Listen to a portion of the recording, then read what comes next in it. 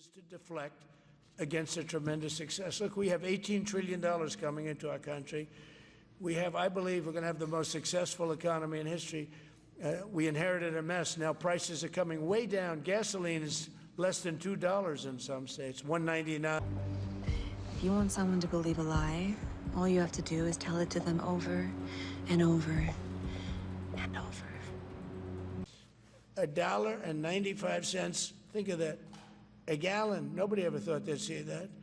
They don't want to talk about that. They want to talk about EPSTEIN. And the problem is a lot of Democrats are being caught up in the web, like Larry Summers. Larry Summers was the head of Harvard.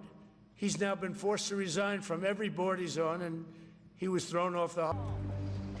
If you want someone to believe a lie, all you have to do is tell it to them over and over and over. And I never went there, by the way.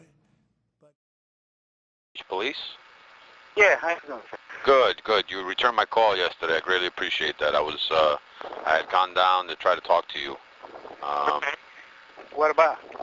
Well, I wanted to touch base with you. I'm investigating a case in which I believe you may have some information to. I am investigating a case against a former employer of yours, Jeffrey Epstein. Okay, Jeffrey Epstein, yeah, okay. And what's about? Well, that's what I was hoping you could tell me. You were employed for him how long? I was employed with him for 11 years full-time and about a year and a half part-time. The part-time was the beginning of this.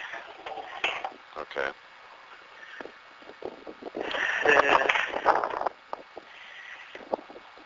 You know, it's an investigation against him or trying to get me involved or... Against him. Against him. What kind of investigation is it? Well... I am apprehensive to talk about anything because... I can go meet you in person if you'd like.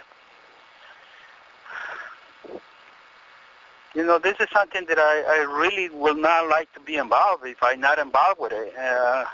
I prefer not to be involved. I've been out of the job for 3 years, so... I understand that, but you may hold some information which would assist me in this case. Okay. Well, before, you know, I'm not going to say no. I'm not going to say no to you because that would be dumb. But I would prefer to come for this with an attorney, my attorney, and see what he says. Absolutely, you have very. I don't want to get involved. I don't want to get in trouble, or I don't want to get sued by Mr. Epstein or by his company or anything in style. So I would like to do the formal, you know, the normal things. Go the right way. I understand that, and that's fine. I can call you back. Let me talk to him, and I can call you back, and I'd be glad to meet with you. If he says okay, no problem, I go ahead. Okay. Again, you're in no trouble whatsoever, and the purpose of this investigation is an ongoing criminal matter. Right. Okay, like I told you, I would prefer to talk to Absolutely. An attorney. Just Absolutely. give me an advice on that. And I get back to you as soon as possible, probably today. If it's not today, it will be tomorrow. Okay, that sounds great. Okay? Thank you so very much. I get back to you. All righty. But you know, me and my wife, we work together on both, in this company. We work as a couple. Okay. So it has to be both of us, I imagine. But we don't want to say nothing that is, you know, without no case. And let me talk to we have an attorney, and let me talk to him and see what he thinks. I don't want to get in trouble. No, okay, that's not a problem. I have no problem with that.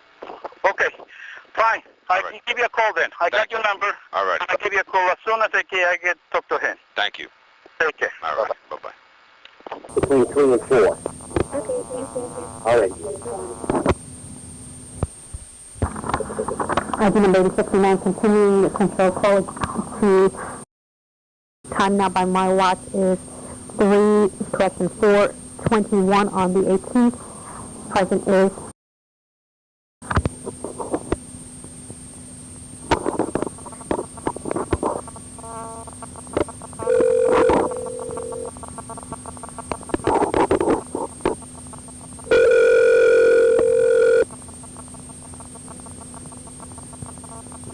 Hello?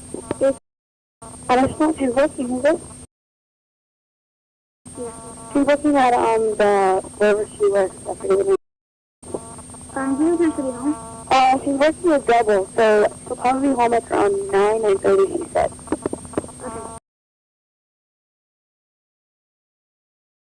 Ainst Epstein to proceed.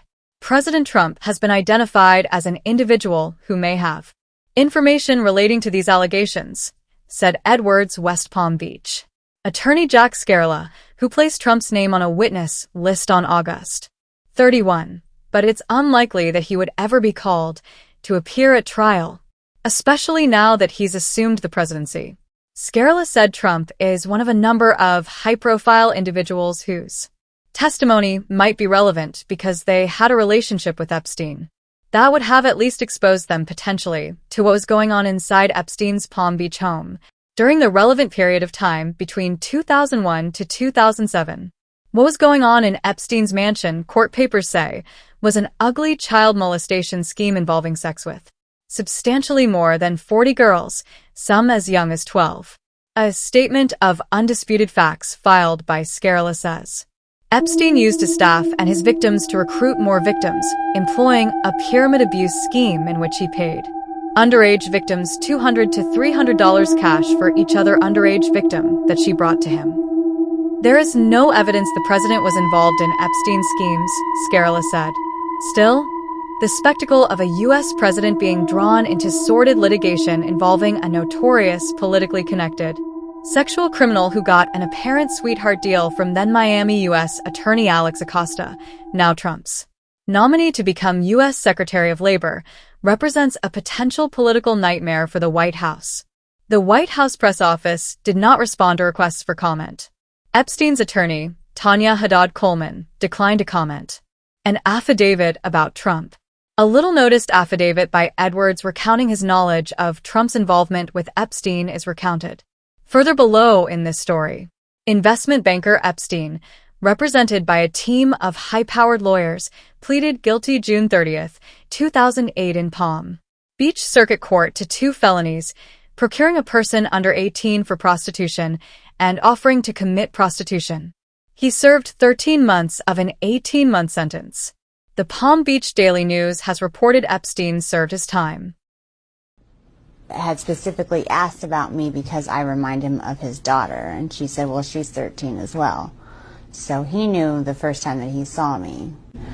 But he comes over mad because I was crying, and he said that I should be thankful that someone like Donald Trump took my virginity. He basically didn't say took my virginity. He said, I should be glad that someone like Donald Trump popped my cherry and not some pimply little 14-year-old. And I just was like, what if I said, what if I get pregnant? Not even talking to him. I didn't want to talk to him. I was talking to Tiffany. And he said, well, you'll get an abortion then, bitch, and then just walked away. Why the Jeffrey Epstein case would be of interest to anybody. It's pretty boring stuff. It's sordid, but it's boring.